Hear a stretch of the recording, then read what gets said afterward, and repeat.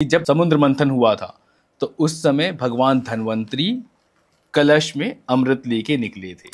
आप अपने परिवार में किसी की अकाल मृत्यु को रोक सकते हैं। इनका इतने आक्रमण करता है कि भगवान कृष्ण घायल हो जाते हैं कि लोगों को अत्याचारों से मुक्ति मिली है। तो मैं चाहता हूँ कि मेरी मृत्यु को लोग दीपक जला के उसको सेलिब्रेट करें। कृष्ण जी की 16,008 रानियां थी, तो इसके बारे में अगर आप कुछ बताना चाहते हैं लोगों तो कृष्ण भगवान ने सिर्फ 8 शादियां की थी, उनकी 8 पत्नियां थी। रुक्मिणी, सत्यभामा, जामवंती, काली। आए तो प्रभु श्री राम थे। राइट। पूजा लक्ष्मी माता की क्यों होती है? कि इंद्रदेव देवलोक के राजा हैं, स्वर्ग के राजा हैं। तो एक बार अपने घमंड में आके उन्होंने माता लक्ष्मी को बोल दिया था कि आप देवलोक छोड़ के चली जाओ। वो लास्ट एम्पायर थे मुगल्स के, जहांगीर। उन्होंने इसी दिन आजाद किया। आज ही के दिन सम्राट अशोक ने बौद्ध धर्म को अपनाया था। तो जैन धर्म की अगर हम बात करें तो जैन धर्म में इस दिन को महावीर निर्वाण दिवस के रूप में मनाया जाता है। तो अगर आप वेस्ट बंगाल की तरफ जाते हैं तो वहाँ पे दिवाली का कोई सेलिब्रेशन ऐसा सच नहीं होता। वहाँ पे इस दिन को काली पूजा के रूप में मनाया जाता है। उनकी माला को अगर आप देखोगे, काली माता ने जो पहनी हुई है, तो उनमें वो मुंड लगे हुए हैं सारे। तो वो सारे मुंड कहीं ना कहीं वो सारे रक्त बीजों को रिप्रेजेंट करते हैं। दिवाली वाले दिन लोग जुआ खेलते हैं, ठीक है, इसका क्या महत्व है? आप मलेशिया की तरफ जाते हैं तो मलेशिया में इस दिन को हरी दीपावली के रूप में मनाया जाता है। हम यूके की बात करते हैं, यूनाइटेड किंगडम, तो वहाँ पे एक सिटी है लेस्टर। तो लेस्टर सिटी के अंदर अगर आप देखोगे तो इस दिन को बहुत अलग अंदाज में मनाया जाता है। Music, dance, party, thousands of people they participate in this. यम इस दुनिया में मरने वाले पहले व्यक्ति थे। मर के वो जाते हैं भगवान के पास।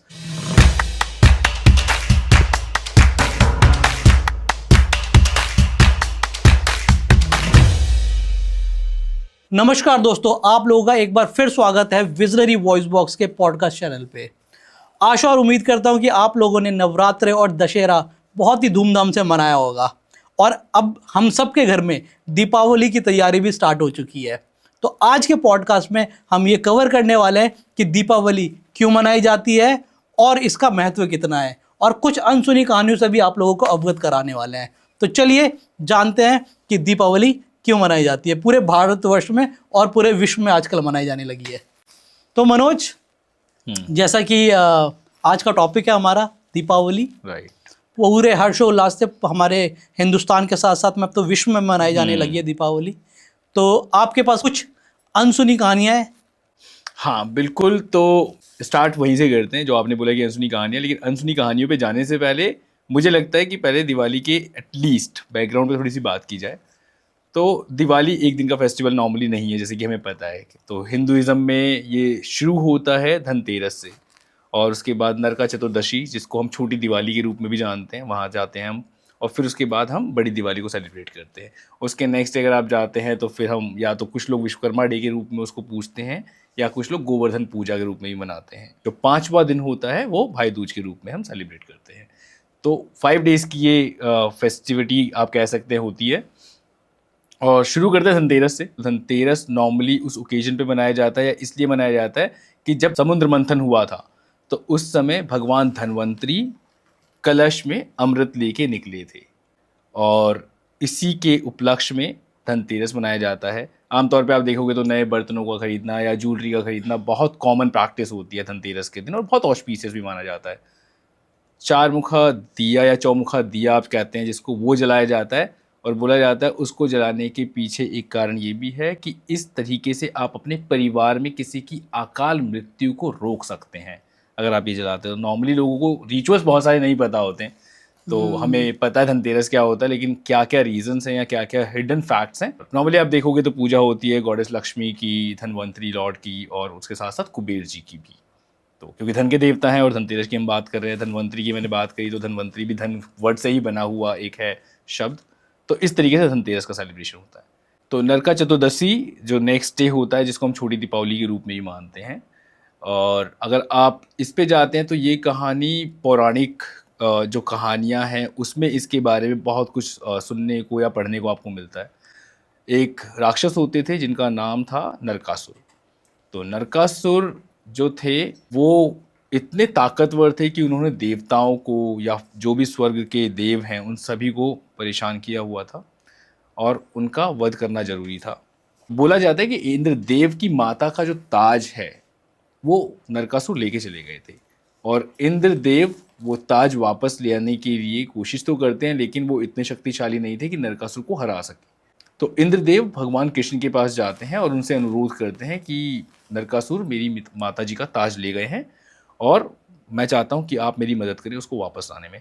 नरकासुर का अत्याचार वैसे भी बहुत ज़्यादा उस समय बढ़ चुका था और भगवान कृष्ण को कहीं ना कहीं उनको मृत्युदंड भी देना था, लेकिन नरकासुर का वध केवल एक स्त्री कर सकती थी, तो भगवान कृष्ण भी नरकासुर का वध करने में सक्षम नहीं थे।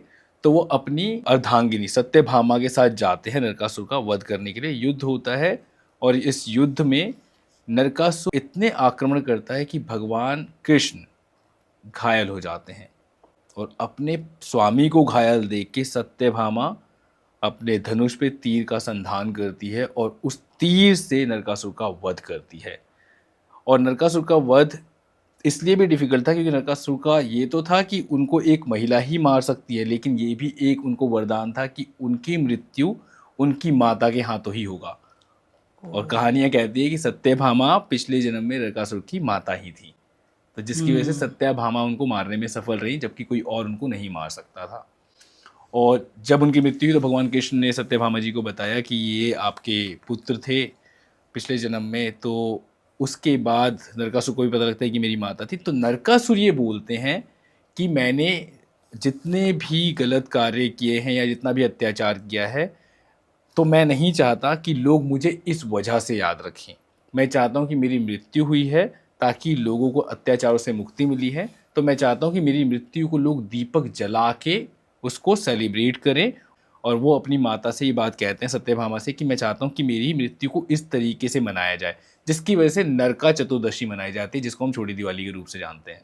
तो हम सब ने सुना तो बहुत है नरका चतुर्दशी के बारे में, और आज इस कहानी के माध्यम से मेरे और हमारे जैसे हज़ारों लोगों को इस कहानी के बारे में पता चला होगा कि क्यों मनाई जाती है। राइट।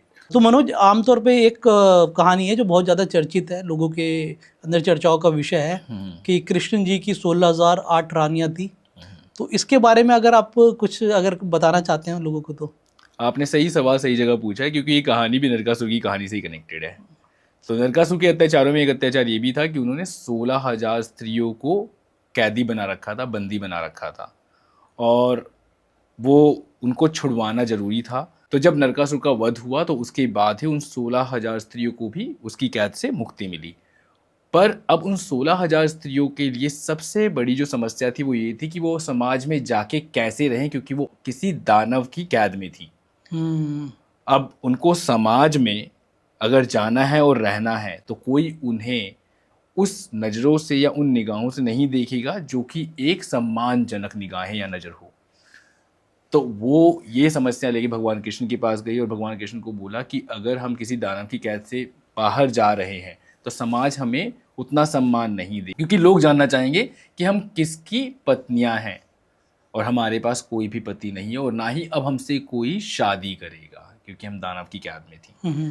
तब भगवान कृष्ण कहते हैं आप निश्चिंत रहिए, आप समाज में जाइए, कोई भी कभी भी आपसे आपके पति का नाम पूछे तो आप मेरा नाम बताइएगा कि मैं आपका पति या मैं आपका स्वामी हूँ। तो इस तरीके से भगवान कृष्ण ने 16,000 स्त्रियों को सम्मानजनक जीवन दिया था, उनसे शादी नहीं की थी।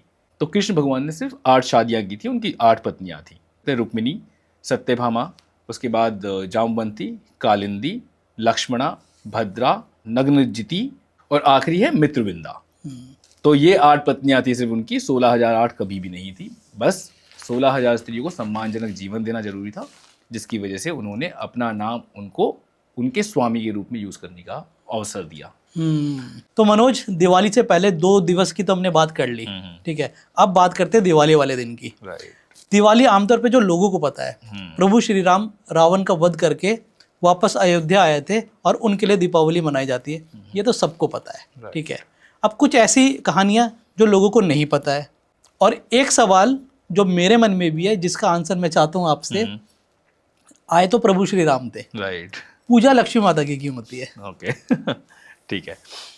सो ये आपने बिल्कुल सही कहा कि भगवान राम, माता सीता और लक्ष्मण जी की अयोध्या वापसी हुई थी, जिसकी वजह से दिवाली सेलिब्रेट की जाती है। आई बिलीव कि हर हिंदू को इसके बारे में तो पता होगा।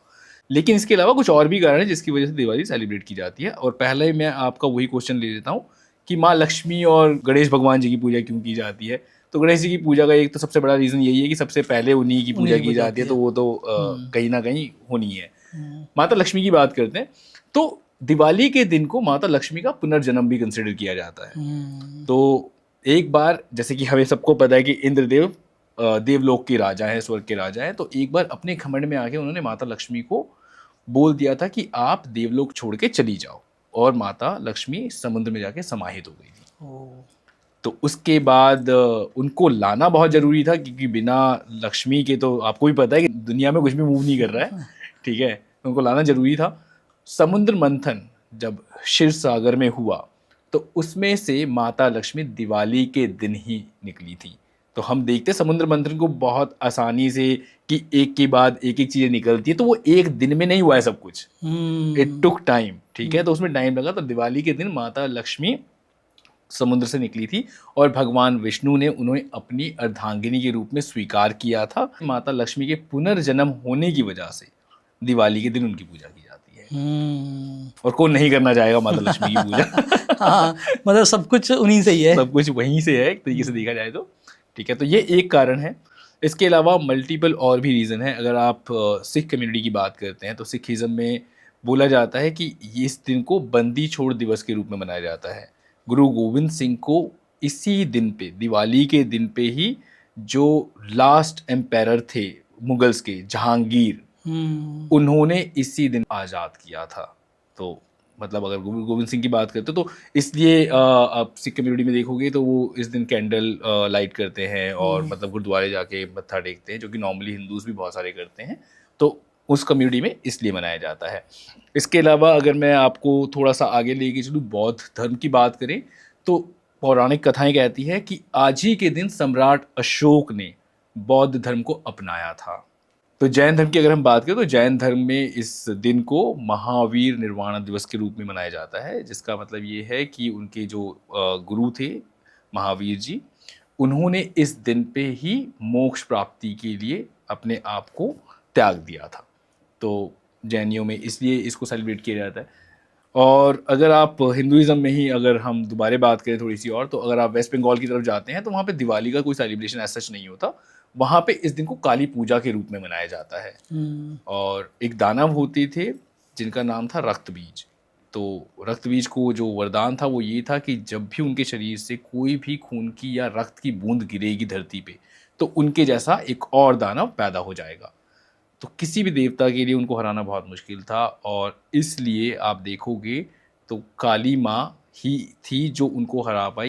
तो जैसे ही वो उनका शीश काटती थी तो एक पात्र में उनका जो खून था उसको लेके ग्रहण कर लेती थी, ताकि वो ज़मीन पे गिरे ही ना, और जिसकी वजह से उनका वध संभव हो पाया। और अगर आप देखोगे तो उनके जितने भी उनकी माला को अगर आप देखोगे, काली माता ने जो पहनी हुई है, तो उनमें वो मुंड लगे हुए हैं सारे। तो वो सारे मुंड कहीं ना कहीं वो सारे रक्त बीजों को रिप्रेजेंट करते हैं। इसके अलावा एक रीज़न और भी है दिवाली सेलिब्रेट करने का। आज ही के दिन पांडव अपने 12 वर्षों के वनवास के बाद हस्तिनापुर पहुंचे थे, और हस्तिनापुर के लोगों ने दीपक जला के उनका स्वागत किया था। तो इसलिए भी दिवाली का महत्व बढ़ जाता है। साथ ही साथ गुजरात और नॉर्थ इंडिया के कुछ स्टेट्स में माना जाता है कि इस दिन को, एक तो ये एंड ऑफ हार्वेस्ट, मतलब शरद से पहले का ये अंतिम सीजन होता है, तो इस दिन को लोग न्यू ईयर के रूप में भी सेलिब्रेट करते हैं कुछ कुछ स्टेट्स में। बहुत ज़्यादा तो नहीं, लेकिन हाँ, जैसे मैंने गुजरात एक नाम लिया, और उसके अलावा नॉर्थ इंडिया के कुछ स्टेट्स हैं जहाँ पे कुछ लोगों की मान्यता ये भी है आज के दिन लोग अपने बही खाते ज़ीरो कर देते हैं, क्योंकि माना जाता है कि माँ लक्ष्मी की पूजा अगर की है तो अब अकाउंट फिर से दोबारा से स्टार्ट किया जाता है। चलिए, आमतौर पे ये देखा भी गया है भारतवर्ष में। अब मैं बात करूँगा नॉर्थ इंडिया की ज़्यादा। दिवाली वाले दिन लोग जुआ खेलते हैं, ठीक है, इसका क्या महत्व है? ओके, तो ये भी एक जो आपने क्वेश्चन पूछा है, अगेन पौराणिक जो इसका कनेक्ट है वहीं पे लेके चलता हूँ मैं दोबारा आपको। तो कथा कहती है कि दिवाली के दिन ही लॉर्ड शिवा और माता पार्वती, इन दोनों ने डाइस खेला था, ठीक है। तो डाइस मतलब वही एक फॉर्म ऑफ जुआ ही माना जाएगा। तो उसमें माता पार्वती जीत गई थी। लॉर्ड शंकर का ये बोला जाता है कि उन्होंने ये कहा था, जो भी व्यक्ति आज के दिन जुआ खेलेगा या फिर मतलब डाइस खेलेगा, उसको हमेशा समृद्धि मिलेगी। ये कहानियां बोलती हैं। इस पे मुझे लगता है कि बहुत सारे लोगों को कहीं ना कहीं आपत्ति हो सकती है। बहुत सारे लोगों का मानना है कि ये एक गलत प्रथा है, आइडली नहीं करना चाहिए, लेकिन बहुत सारे लोग आज भी इसको ऑस्पिशियस मानते हैं। राइट। वीडियो के स्टार्टिंग में हमने बात की थी कि भारतवर्ष के अलावा बहुत सारी कंट्री में भी दिवाली मनाया जाता है, तो इसके बारे में अगर आपको कुछ याद आ रहा हो। हाँ, तो मतलब अगर आप देखोगे तो येस देयर आर कंट्रीज जहाँ पे दिवाली का सेलिब्रेशन होता है। अगर आप नेबरिंग कंट्री भी जाते हो, नेपाल में, तो नेपाल में इस दिन को तिहार एर स्वांति के नाम से मनाया जाता है, तो ये उनका नाम है। अगर आप मलेशिया की तरफ जाते हो तो मलेशिया में इस दिन को हरित दीपावली के रूप में मनाया जाता है। थाईलैंड में जो नाम दिया हुआ है सेलिब्रेशन को, उन्होंने दिया हुआ है लैम क्रियोंग। उसके अलावा अगर हम यूके की बात करें, यूनाइटेड किंगडम, तो वहाँ पे एक सिटी है लेस्टर। तो लेस्टर सिटी के अंदर अगर आप देखोगे तो इस दिन को बहुत अलग अंदाज में मनाया जाता है। Music, dance, party, thousands of people they participate in this. तो ये दिवाली का रीच सिर्फ इंडिया तक नहीं है, इंडिया के बाहर भी है। चलिए, और ये सुन के बहुत अच्छा लगा मुझे, क्योंकि ये सिर्फ सीमित नहीं रह गया भारतवर्ष तक। और अगर मैं हिंदुस्तानी की बात करूं तो विश्व के हर कोने में हमने परचम लहरा रखा है, और जहाँ जहाँ पे हिंदुस्तानी होगा तो दीपावली धूमधाम से मनाई जाएगी। यस, तो हमने दिवाली तक की बात कर ली है, राइट। लेकिन दिवाली के अगले दिन हम मनाते हैं नॉर्मली गोवर्धन पूजा। तो इसके पीछे भी एक कहानी है। इंद्र कहीं ना कहीं पनिश करना चाहते थे ब्रजवासियों को, जिसकी वजह से वो इतनी तेज वर्षा करते हैं, और भगवान कृष्ण इस बात को समझ जाते हैं और अपने सारे विलेजर्स को या ब्रजवासियों को बचाने के लिए वो गोवर्धन पर्वत को एक उंगली पे उठा लेते हैं और उसके नीचे जाके सारे ब्रजवासी सुरक्षित हो जाते हैं। तो गोवर्धन पूजा के रूप में, क्योंकि पर्वत भी भगवान कृष्ण का साथ देते हैं, वो उठ जाते हैं और उनको सेव करते हैं, तो उस दिन को गोवर्धन पूजा के रूप में मनाया जाता है। तो गोवर्धन पूजा के अगले दिन की अगर हम बात करें तो वो जो डे होता है वो होता है भाई दूज का। तो भाई दूज सेलिब्रेट किया जाता है उस दिन पे, और 5 दिवस के इस फेस्टिविटी का एंड डे भी उसको माना जाता है। तो यम और यामी 2 भाई बहन जो थे, तो इनकी माता का जो नाम था वो था अदिति। तो अदिति के जो पुत्र थे यम, उनको एक श्राप मिलता है जिसकी वजह से उनकी मृत्यु हो जाती है। यम इस दुनिया में मरने वाले पहले व्यक्ति थे। मर के वो जाते हैं भगवान के पास, तो जिसकी वजह से भगवान उनको देव का रूप दे देते हैं और उनको बना देते हैं यमराज। तो यम देव या यमराज ऐसे बने। तो माना जाता है कि वो अपनी बहन से बहुत प्यार करते थे, तो साल में भाई दूज के दिन ही वो अपनी बहन यामी से मिलने आते हैं, तो जिसके उपलक्ष्य में भाई दूज मनाया जाता है। तो इस तरीके से इन 5 दिवस के जो भी त्योहार हैं उसका अंत होता है। तो दोस्तों, आशा और उम्मीद करता हूँ कि ये पॉडकास्ट भी आपको बहुत पसंद आया होगा, और आप लोगों को जैसे कि मुझे आज दीपावली के बारे में बहुत सारी ऐसी बातें पता चली जो आज से पहले मुझे नहीं पता थी। चलिए, अब अंत में मेरे तरफ से, मनोज भाई की तरफ से, और साथ ही साथ में विजनरी वॉइस बॉक्स की पूरी टीम की तरफ से आप सभी लोगों को दीपावली की हार्दिक शुभकामनाएं।